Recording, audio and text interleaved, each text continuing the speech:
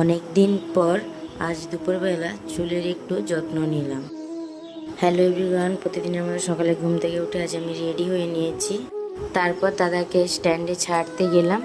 দাদাকে স্ট্যান্ডে ছেড়ে এসে একটু বাইরে আমাদের বাগানটা ঘুরে দেখলাম। তারপর ফ্রেশ হয়ে খেয়ে নিলাম এক গ্লাস চিয়া সিড ভেজানো জল। তারপর 8:30 দিয়ে খেলাম 1 কাপ গ্রিন টি। এরপর চলে গেলাম চুলের হেয়ার প্যাকটা বানাতে। হেয়ার প্যাকটা বানিয়ে আমার বোনকে দিয়েছিলাম, ও আমার ভালোভাবে চুলে হেয়ার প্যাকটা লাগিয়ে দিল। দেখো কত সুন্দর করে আমার মাথায় প্যাকটা লাগিয়ে দিয়েছি। তারপর শুকিয়ে গেলে ভালো করে চুলটাকে ওয়াশ করে নেব শ্যাম্পু দিয়ে। ওয়াশ করে নেওয়ার পরে একটু সিরাম লাগিয়ে নিচ্ছি ভেজা চুলে।